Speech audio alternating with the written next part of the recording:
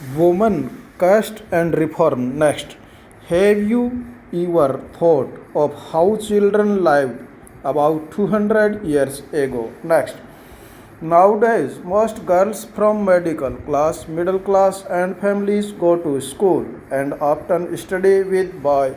Next, on growing up, many of them go to college and universities and take up jobs.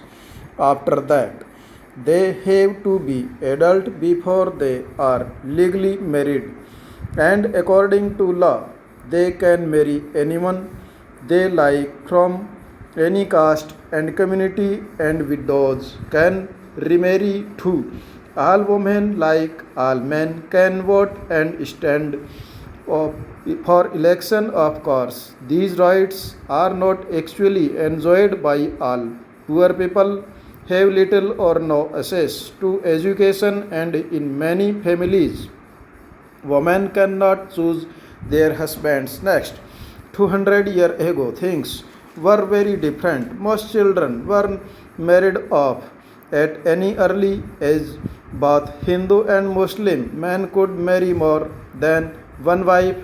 In some parts of the country's widows were pursued in the choose death by burning themselves on the funeral pyre of their husband. Women who died in this manner, whether willingly or otherwise, were called sati, meaning virtuous, and the women's rights to property were also restricted.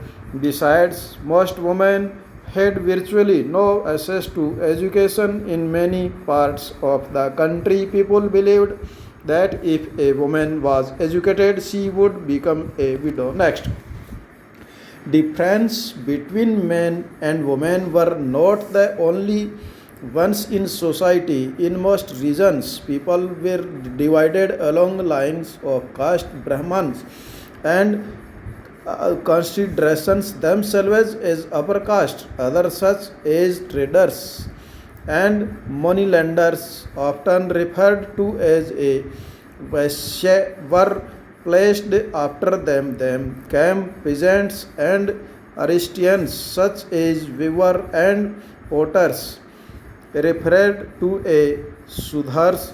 At the lowest run were those who labored to keep cities and villages clean or worked to job that upper caste considered polluting. That is, it could lead to the loss of caste status. Next, the upper caste also treated many of these groups and the bottom as untouchable. They were not allowed to enter temples, draw water from the wells used by the upper caste, or bath in ponds where upper caste bathed. They were seen as informed human beings. Next, over the 19th and 20th centuries, many of these norms and perceptions slowly changed. Let us see how these happened. Next, working towards change. Next, from the early 19th century, we find debates and discussions about social customs and practice taking on a new character. One important reason for this was the development of new forms of communication. Next, for the first time, books, newspapers, magazines, and pamphlets were printed. These were far cheaper and far more accessible than the manuscripts that you have read about in class 7th. Therefore, ordinary people could read these, and many of them could also write and express their ideas in their own language. Next, all kinds of issues, social, political, economic, and religious, could now be debated and discussed by men, and sometimes by women as well as in the new cities. Next, the discussions could reach out to a wider public and could become linked to movement for social change.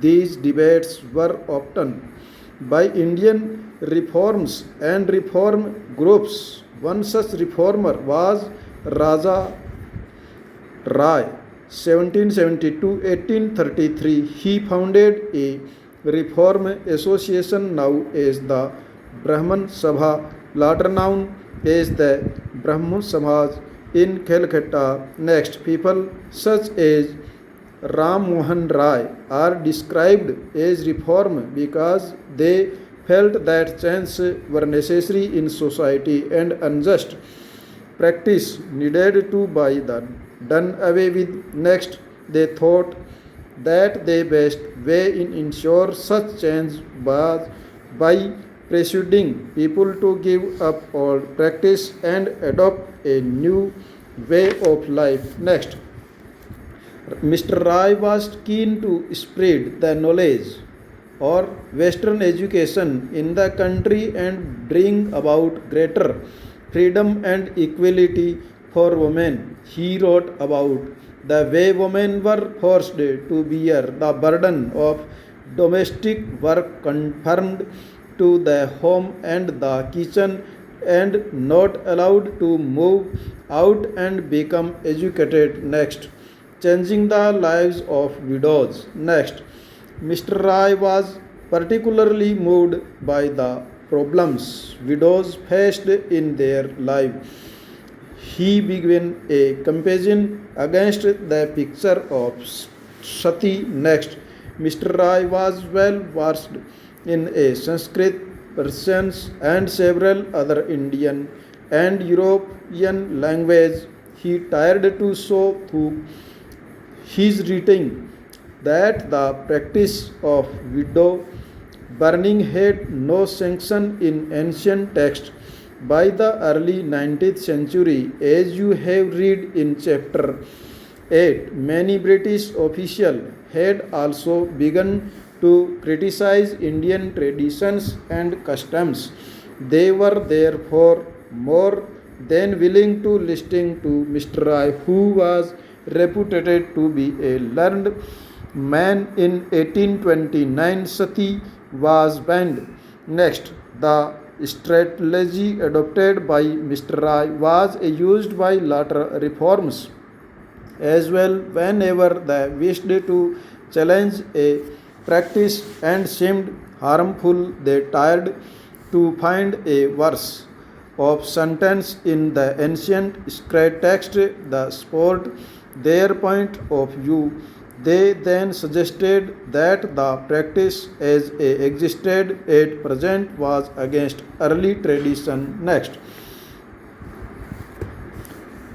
Mr. Rai was well versed in the Sanskrit and Persian, several other Indian and European languages. He tried to show through his writing that the practice of widows burning had no sanction in ancient texts. By the early 19th century, as you have read in chapter 9, many British officials had also begun to criticize Indian traditions and customs. They were therefore more than willing to listen to Mr. Rai, who was reputed to be learned man. In 1829, Sati was banned. Next,